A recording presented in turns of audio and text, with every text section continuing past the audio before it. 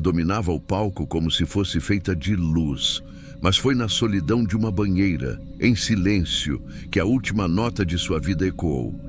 Whitney Houston tinha tudo, e mesmo assim perdeu tudo.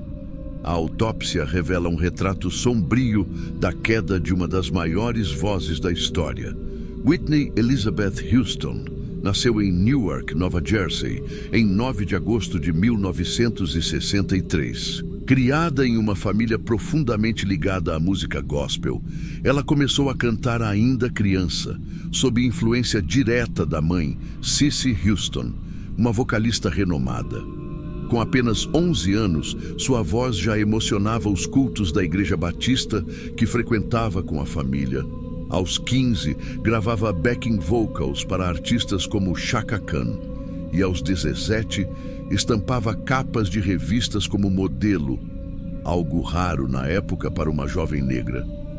Ela estava destinada a ser um ícone, mas ninguém podia prever o preço disso. Em 1983, Clive Davis, presidente da Arista Records, ouviu Whitney cantar. 2 semanas depois, ela assinava contrato. Seu álbum de estreia, lançado em 1985, vendeu 25 milhões de cópias. Já o segundo álbum, Whitney, lançado em 1987, foi histórico. 4 músicas chegaram ao topo da Billboard consecutivamente. Nem os Beatles tinham feito isso. Whitney não era só uma cantora. Ela virou símbolo de perfeição vocal, beleza e sucesso. Em 1992, ela estrelou ao lado de Kevin Costner o filme O Guarda-Costas. A trilha sonora rendeu 40 milhões de cópias vendidas. E com isso veio o hino eterno, I Will Always Love You, uma balada de dor e eternidade que passou 14 semanas no topo das paradas. Ela venceu 6 Grammys, 2 Emmys, 30 Billboard Awards, 22 American Music Awards. Seu nome entrou para o Guinness como a artista mais premiada da história. Mas por trás da imagem impecável, a pressão era insustentável. Em 1992, Whitney se casou com o cantor Bobby Brown. O relacionamento era marcado por brigas, abusos e episódios públicos de violência. Com o passar dos anos, começaram a circular vídeos e registros de Whitney agindo de forma estranha. Rostos inchados, voz enfraquecida, olhares perdidos. Ela confessou em entrevistas ter usado cocaína, maconha, álcool e medicamentos.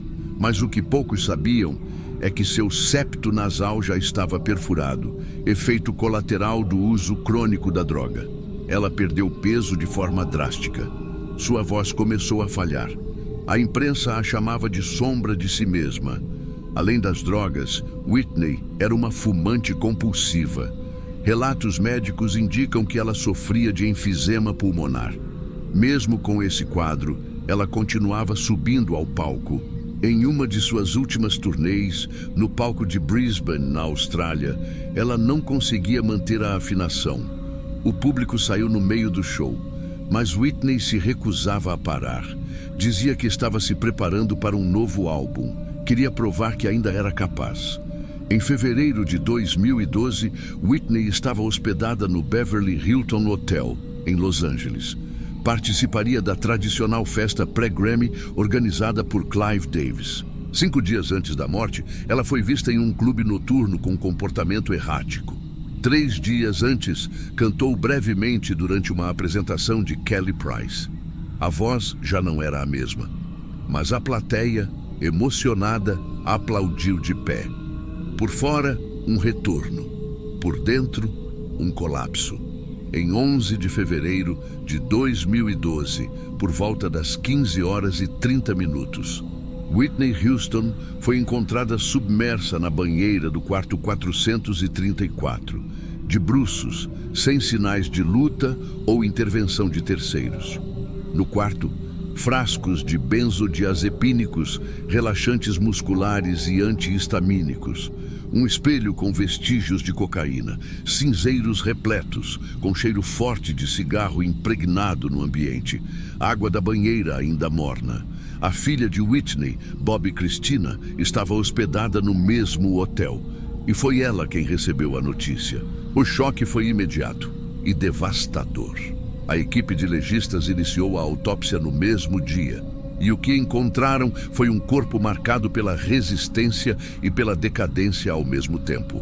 Cocaína no sangue, álcool em quantidade moderada, presença de cocaetileno, uma substância extremamente tóxica formada quando se mistura cocaína e álcool. Isso causa arritmias, comportamentos impulsivos e risco de morte súbita.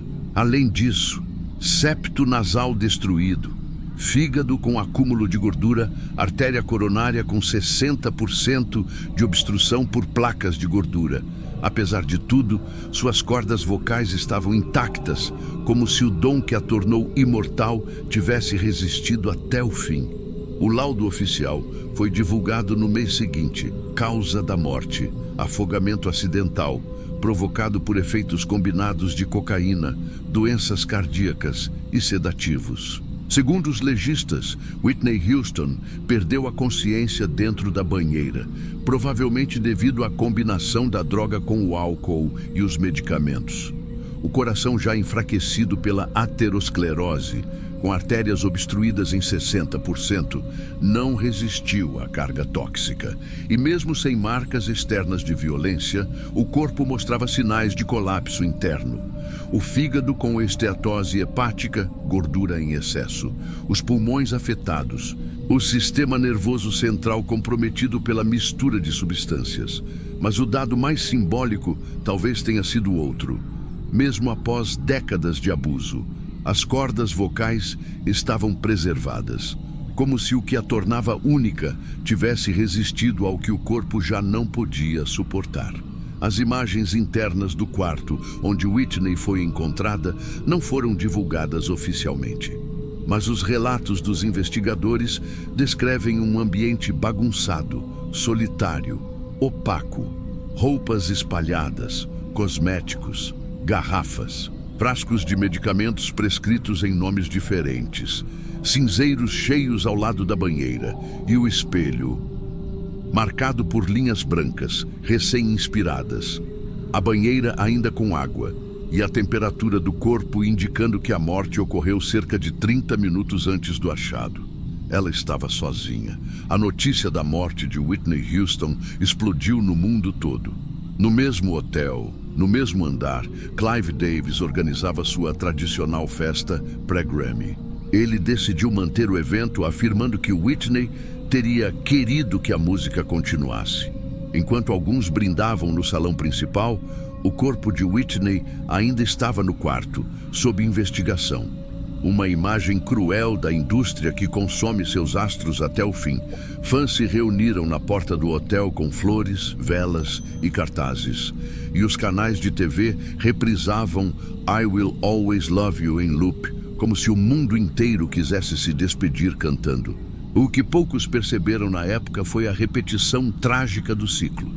Whitney Houston deixou uma filha, Bobbi Kristina Brown, que tinha apenas 18 anos quando a mãe morreu. As duas eram muito próximas, dividiam momentos, traumas, vícios. Bobbi estava no hotel no dia da morte. Foi levada ao hospital por crise nervosa, horas depois. E durante os meses seguintes, mergulhou ainda mais fundo na mesma rotina que destruiu a mãe. Drogas, isolamento, relacionamentos conturbados, paranoia. Até que, 3 anos depois, o mesmo destino se repetiu. Bobbi Kristina foi encontrada inconsciente, também em uma banheira, na casa onde morava. Ficou 6 meses em coma e morreu em 2015, aos 22 anos. A causa? Complicações provocadas por uso de substâncias, 2 gerações, 2 corpos em banheiras, 2 silêncios que ecoam. A história de Whitney Houston vai além do vício. Ela fala sobre pressão, expectativas irreais e abandono emocional. Desde cedo, Whitney foi moldada para ser perfeita. Não podia errar, não podia falhar. A voz dela era maior que a vida. E isso, com o tempo, se tornou um fardo. Em várias entrevistas, ela deixou escapar frases que hoje soam como pedidos de socorro, como quando disse: "O maior demônio sou eu mesma e eu tenho que enfrentá-la todos os dias." Ela tentou, fez reabilitação, parou e voltou a usar. Se afastou dos palcos e depois tentou voltar. Mas o sistema em volta dela, assessores, imprensa, gravadoras, família, não a protegia, só a explorava. Apesar de tudo, Whitney Houston deixou um legado que não pode ser apagado. Sua voz continua sendo referência entre cantores. Seu alcance vocal é estudado. Sua história é lembrada com dor e admiração. O mundo perdeu Whitney cedo demais, mas também a perdeu aos poucos, em cada escândalo, em cada vídeo onde ela aparecia frágil, irreconhecível, desacreditada. Foi um luto longo, silencioso e coletivo. Whitney Houston foi encontrada de bruços numa banheira, cercada por remédios, espelhos e cinzeiros. Ela estava sozinha, mas talvez o mais trágico seja perceber que Whitney esteve sozinha por muito tempo, mesmo cercada de aplausos. A autópsia revelou as substâncias, as falhas no coração, os pulmões gastos, o fígado intoxicado, mas nenhuma análise conseguiu medir o vazio que ela carregava. Essa é a parte que os laudos não registram. A parte que nem a fama nem o talento conseguiram curar. Essa foi a história real de Whitney Houston, narrada por Vincent. Um retrato sombrio de como até o maior dos talentos pode ser consumido por pressões invisíveis. Às vezes, o que mais brilha esconde as dores mais profundas. Comenta aqui embaixo. Qual parte dessa história te deixou em silêncio?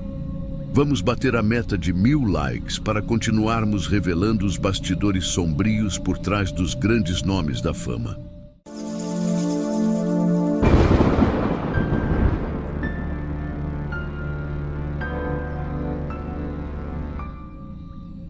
Tem gente que se orgulha do que fez nessa profissão. Eu não. Eu só queria dormir sem lembrar do que a gente fazia naquela sala.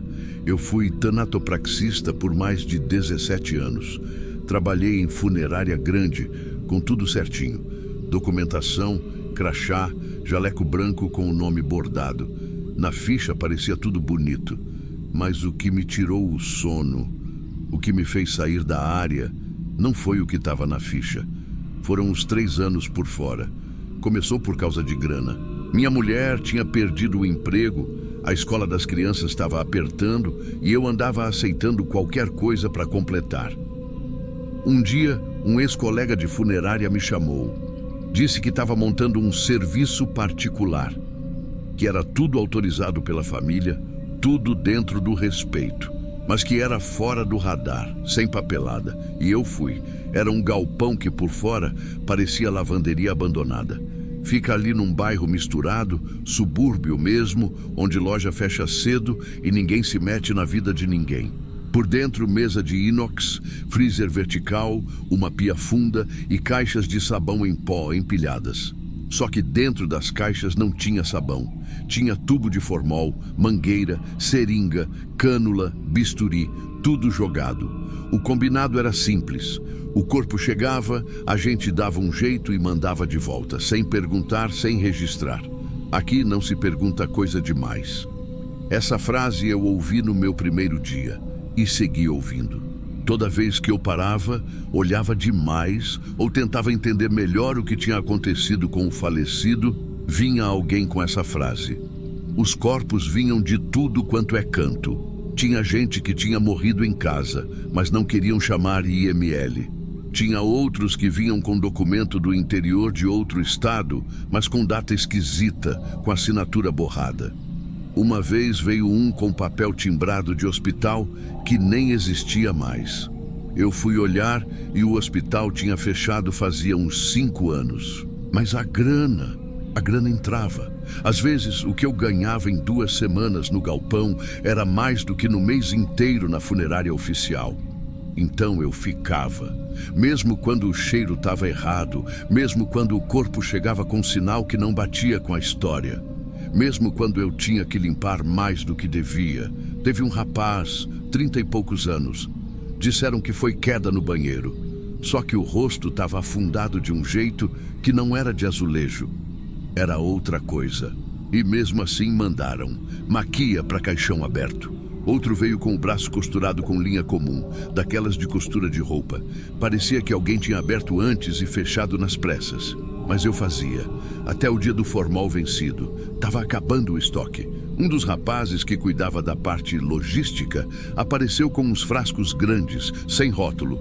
Disse que era formol que tinham achado num depósito antigo. Quando abrimos, o cheiro estava errado, mais ácido, mas mandaram usar. Na hora, o corpo pareceu aceitar, mas de madrugada, a pele começou a inflar, como se tivesse fervendo por dentro. A costura da boca arrebentou sozinha. Eu estava do lado, só limpando a bancada, quando ouvi o barulho do fio estalando. O rosto abriu. Eu não consegui dormir por 3 dias. A gente teve que costurar de novo com pressa, antes da família chegar.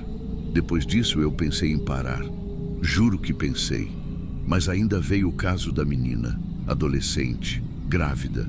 Falaram que foi suicídio, que se enforcou no quintal da casa. Só que tinha marcas nos punhos e no pescoço não era um fio só, eram 2. Eu não sei, não sou legista, não sou investigador, mas eu vi e fiz o básico. Só o mínimo. Costurei, maquiei o rosto, coloquei a mão no peito dela para sentir se o formol estava chegando. E fui embora. Só que o rosto daquela menina ficou comigo. Eu lembro até hoje. Era um rosto que pedia socorro. E eu só fiz meu trabalho.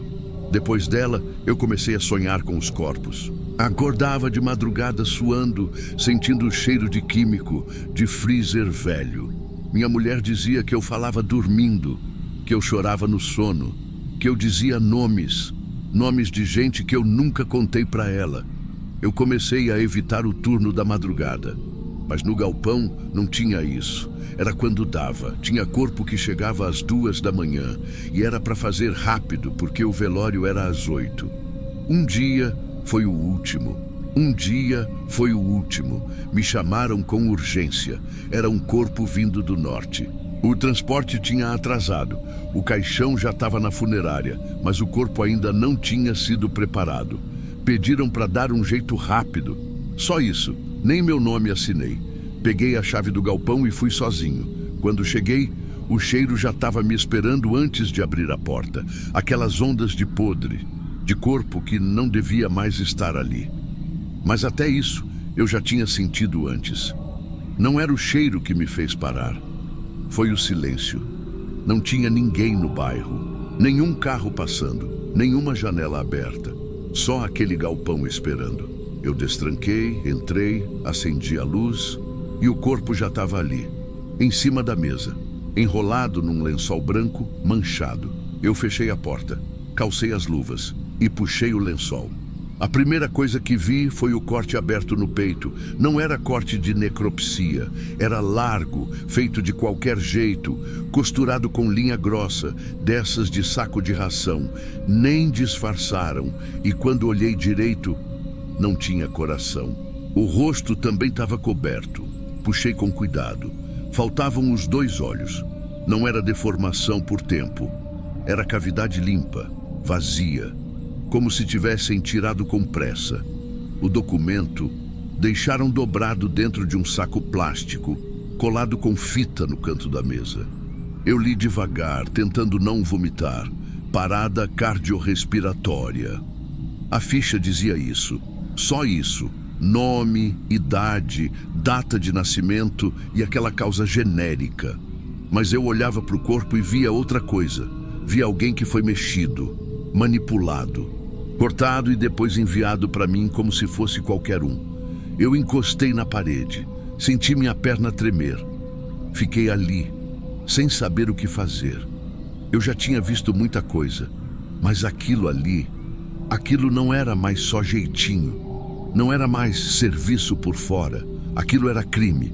E eu era parte daquilo. Eu encostei na bancada, tirei as luvas, joguei na pia, fui até a porta dos fundos e vomitei ali mesmo no cimento frio. E depois sentei na calçada de costas para a rua, o coração batendo no ouvido. Eu não entrei mais. Deixei o corpo em cima da mesa, peguei a chave do galpão e joguei no bueiro. Fui embora andando. Não peguei condução, não chamei ninguém. Fui a pé até em casa, com o cheiro grudado em mim. No dia seguinte, desliguei o telefone. Saí da funerária, nunca mais apareci.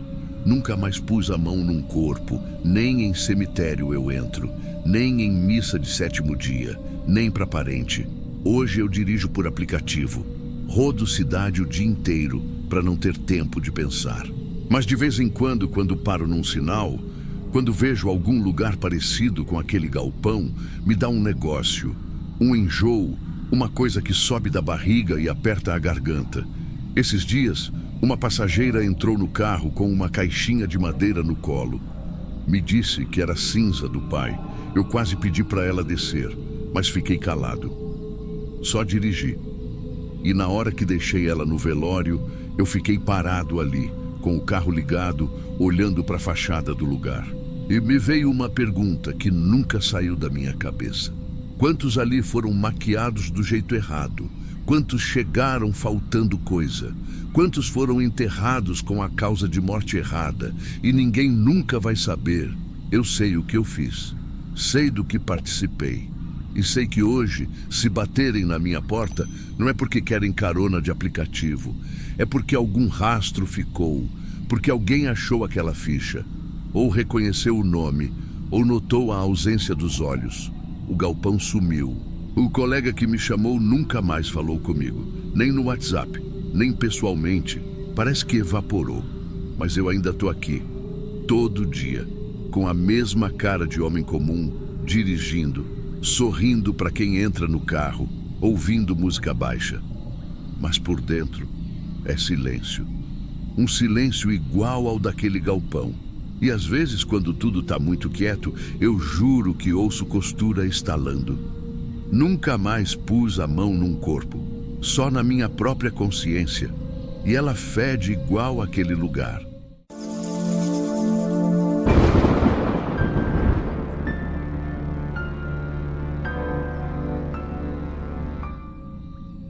Dizem que corpo morto não sente nada, mas e se for o contrário?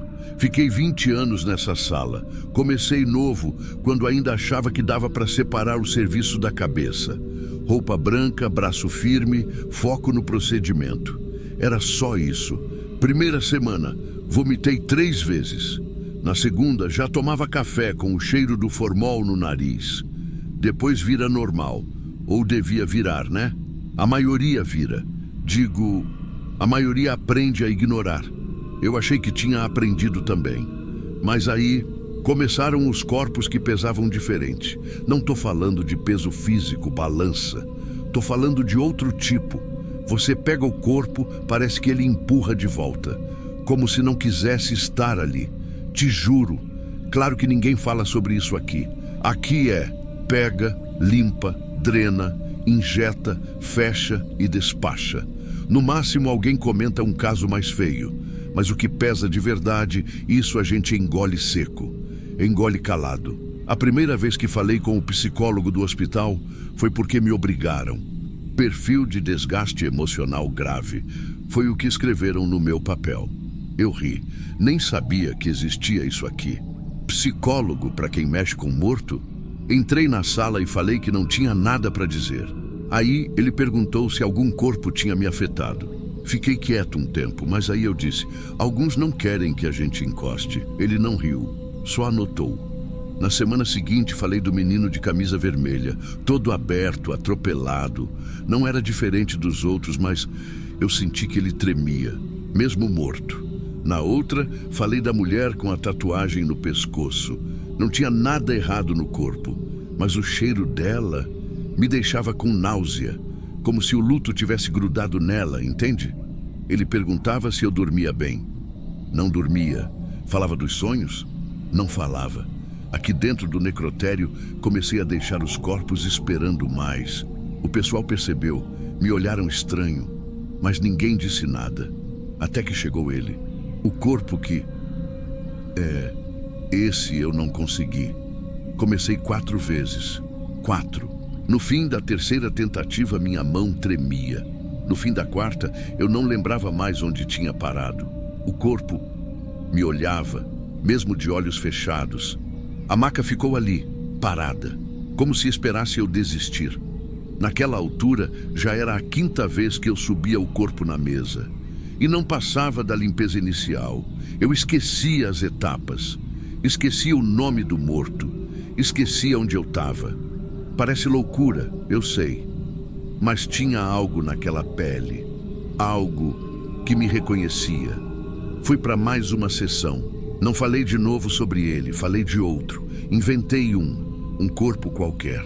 O psicólogo perguntou se eu já conhecia alguém que preparei.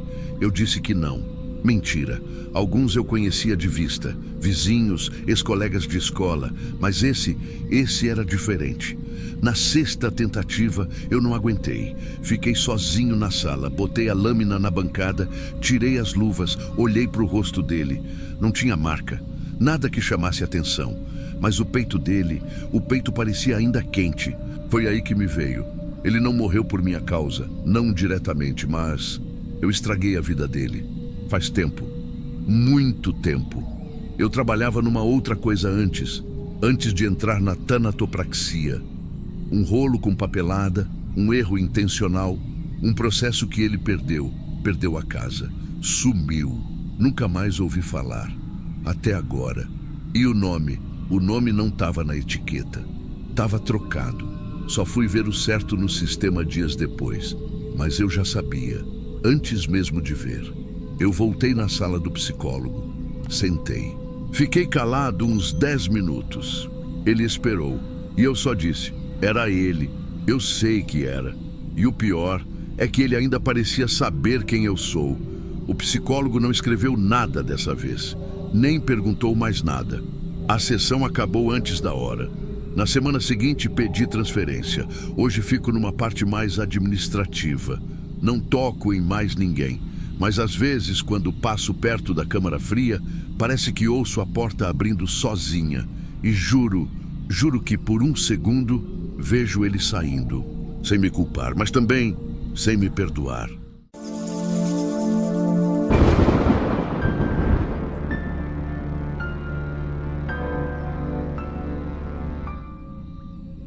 Ele viveu como um cometa, brilhou demais e queimou cedo.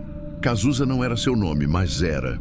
Agenor Miranda Araújo Neto nasceu em 1958 em uma cidade que já nascia com música, o Rio de Janeiro. Filho de João Araújo, o poderoso produtor musical da Som Livre, e de Lucinha, cantora, alma sensível e coração de ferro. Antes de nascer, já tinha apelido. Cazuza, dizia o pai rindo. Gíria do Nordeste, moleque travesso, um nome que cheirava a desobediência. Cresceu cercado de artistas, com cheiro de vinil e fumaça de cigarro nos bastidores. Estudou nos melhores colégios da Zona Sul, Santo Inácio, anglo-americano. Mas sentia o tédio crescer entre paredes limpas demais. Ele queria sentir. Tinha uns 13 anos quando foi fazer um trabalho da escola com Pedro Bial. Foram entrevistar Vinícius de Moraes. O poeta os atendeu dentro da banheira. Com uísque na mão, disse coisas que ninguém mais diria. Ali, Cazuza entendeu. A arte é indecente. É suada, é nua. Escrevia poemas escondido. Seguia Carlos Drummond de Andrade pelas ruas só para ver o jeito dele andar. Devia ter uns 15 anos quando se apaixonou de verdade pela primeira vez. Ney Matogrosso. Seus olhos viam tudo. Sua presença ocupava o ar. Foi curto, foi marcante e por muito tempo foi segredo. Em 1981, alguém disse que um tal de Léo Jaime conhecia um vocalista com alma de poeta. Foi assim que Cazuza caiu no Barão Vermelho. Na primeira reunião, ele entrou com um jeans rasgado, sorriso torto e os bolsos cheios de papel, letras, rascunhos. O resto da banda, Frejá, Maurício Barros e companhia, não sabiam ainda, mas ali estava um furacão com data marcada para explodir. Pro dia nascer feliz, estourou. Mas foi com Bete Balanço que o país inteiro ouviu aquela voz rouca, raivosa, apaixonada. No Rock in Rio de 1985, Cazuza gritou para o mundo: "O nosso amor a gente inventa." E a plateia, milhares de almas vivas, respondeu em coro. Em meio ao sucesso, vinha o veneno. Cazuza era um espírito livre, mas liberdade demais também aprisiona. Ele dizia: "Eu preciso das drogas, o natural me entedia." Rodava pelas noites do Rio como se o corpo fosse um carro emprestado e o tanque sempre cheio. Amava mulheres, amava homens, amava a intensidade. E a intensidade nunca dorme. Logo depois do Rock in Rio, rompeu com o Barão. Queria mais poesia, mais autonomia, mais riscos. Veio o disco Exagerado. Depois, Só Se For a Dois. E então, Ideologia. Ali, Cazuza não era mais apenas um cantor. Era um cronista da decadência brasileira. Era um artista que gritava contra o conservadorismo, contra a hipocrisia, contra o medo. Brasil, mostra tua cara.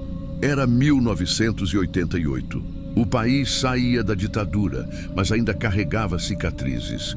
Cazuza lambia essas feridas com ácido, mas o corpo já gritava por socorro. Desde 1985, febres inexplicáveis, convulsões estranhas, faltava ar. Em 1987 veio a pneumonia, depois o diagnóstico HIV positivo. Ele negava sempre que podia. Tinha medo, mas não da morte. Tinha medo do rótulo, do que diriam dele, do que deixariam de ouvir por causa disso. O tratamento. AZT, uma bomba química com efeitos colaterais brutais. Seus pais buscaram de tudo.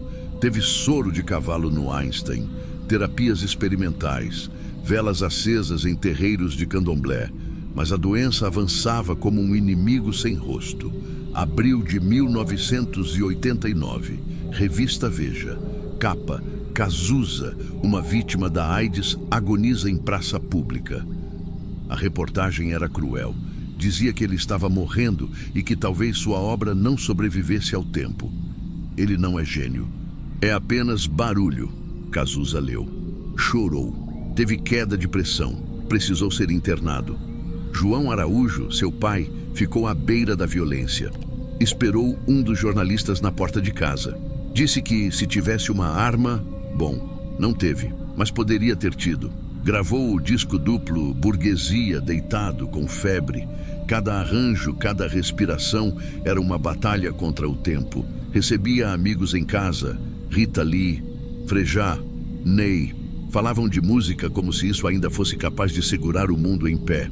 O último show oficial havia sido em janeiro de 1989, em Recife. Ele mal conseguia ficar em pé, mas a voz ainda era dele. No mesmo ano, ganhou 2 prêmios Sharp. Melhor música, Brasil. Melhor álbum de rock, Ideologia. Subiu no palco magro, frágil, quase transparente. Eu tô vivo por causa do meu trabalho. Ninguém respirou. Os últimos meses de vida de Cazuza foram como uma música triste que o mundo se recusava a parar de ouvir. Ele já não era mais o mesmo. A vitalidade, a fúria, os gestos espalhafatosos ainda estavam ali, mas encobertos por um corpo que murchava rápido demais. Cazuza, que antes invadia os palcos como um furacão, agora passava os dias entre almofadas, travesseiros e comprimidos. A casa dos pais, no Leblon, virou trincheira. O quarto dele tinha cheiro de remédio e jasmim. Lucinha trocava as flores todo dia. Ali recebia os amigos, os verdadeiros. Rita Lee aparecia às escondidas trazendo leveza. Gilberto Braga ia visitar e saía chorando. Roberto Frejá vinha sempre que podia. E Cazuza sorria com aquele sorriso torto que tentava esconder o fim que se aproximava. Mesmo deitado, mesmo febril, mesmo cuspindo sangue, Cazuza continuava criando. O disco duplo Burguesia, gravado em 1989, foi um milagre técnico. As gravações precisaram ser feitas em estúdios adaptados, com macas, cobertores e horários curtos. Às vezes, ele não conseguia cantar uma música inteira sem parar para vomitar ou para tomar morfina. Mas cada faixa foi pensada com minúcia. Cazuza, à beira da morte, ainda discutia arranjo, letra, timbre. Burguesia fede. Era um grito político, um testamento, um soco no Brasil elitista que fingia que a AIDS era coisa de marginais. A AIDS, na época, era sentença. Não havia coquetel, só havia AZT, um remédio que matava quase tanto quanto a doença. Cazuza tomava dezenas de comprimidos por dia. Sofria com enjoos, dores nas articulações, perda de visão, espasmos musculares, úlceras, infecções constantes. O sistema imunológico dele era quase inexistente. Qualquer gripe virava pneumonia. Qualquer ferida virava infecção generalizada. Ele teve infecção pulmonar, anemia severa, edemas múltiplos, candidíase no esôfago. Teve até sarcoma de Kaposi, aquele tipo de câncer que manchava o corpo como se fosse um mapa da morte. Em maio de 1990, os sinais ficaram incontornáveis. Cazuza teve uma crise de hemorragia digestiva. Foi internado no Hospital São Vicente, na Gávea. Ali ficou, por exatos 59 dias, sem andar, sem comer direito, usando fralda, respirando com ajuda, mas às vezes ainda escrevia versos soltos, pedindo papel, pedindo lápis. Lucinha dormia na poltrona ao lado. João Araújo ficava do lado de fora, fumando e negociando silêncio com a imprensa. Fotógrafos se escondiam entre os arbustos do hospital. Um deles tentou subir no telhado para conseguir a última foto. A revista que o destruiu um ano antes agora queria comprá-lo em pedaços. Cazuza não queria mais dar entrevistas, só repetia: "Eles querem me ver morrer ao vivo." Na última semana, a pele dele ficava roxa ao toque. Os ossos do rosto saltavam como agulhas. Mas os olhos ainda tinham vida. Ele pediu para ouvir Maria Bethânia. Depois pediu Gal Costa. Depois, silêncio.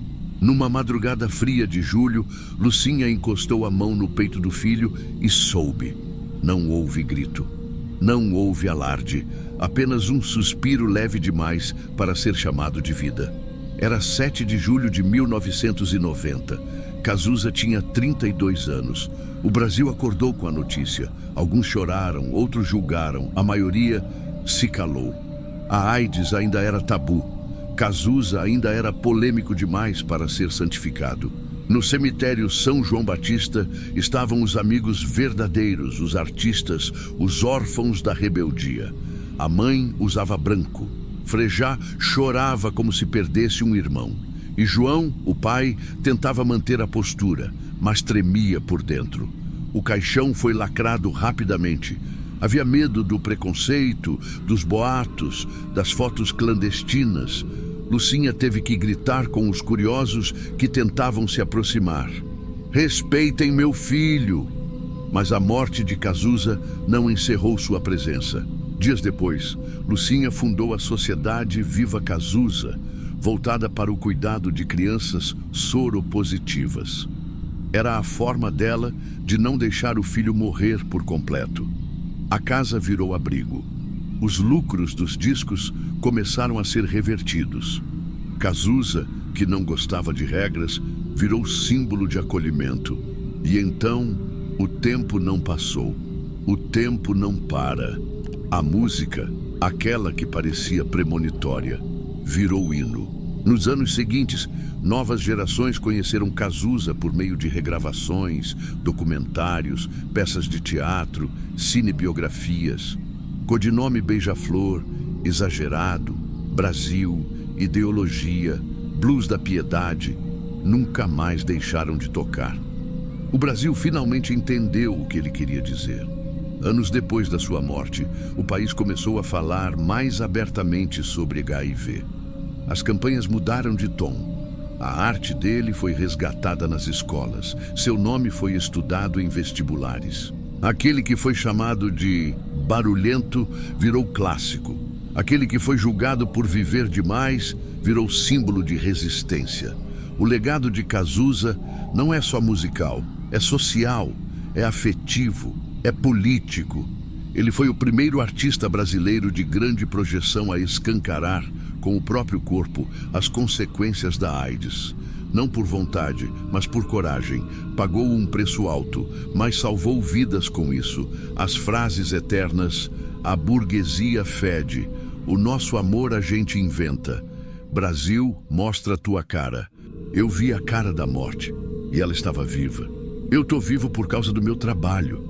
Frases que viraram epitáfios, frases que perfuram gerações. E se hoje alguém perguntar, ele sobreviveu ao tempo? A resposta é simples. Sim, Cazuza está nas playlists, está nos livros de poesia, está nas entrevistas antigas da TV, está nos olhos da mãe que cuida de crianças soropositivas com o mesmo amor com que cuidou dele. Está nos palcos onde vozes ainda gritam: o tempo não para. Cazuza não foi só um cantor, foi um aviso, um raio que caiu na mesma árvore 2 vezes, um corpo que não aguentou o peso da própria lucidez. Morreu jovem, mas deixou o tempo em suspenso. E quando você escutar alguém dizendo que arte não muda o mundo, lembre-se de Cazuza. Se essa história mexeu com você, não esqueça de deixar o seu comentário aqui embaixo. Me diz, qual música do Cazuza mais te atravessa até hoje? Qual verso dele ainda ecoa aí dentro, mesmo depois de tantos anos? Cazuza nos deixou com apenas 32 anos, mas sua voz continua viva, porque ele cantou o que muitos tinham medo de dizer, porque ele gritou quando todos silenciavam, porque ele ousou viver sem pedir permissão. Se você quer mais histórias como essa, de artistas que brilharam forte demais, já se inscreve no canal e ativa o sino. Aqui, a arte não morre. Ela é contada até o fim. Obrigado por ter ficado até aqui. E lembre-se, no tempo não para, mas certas memórias também não.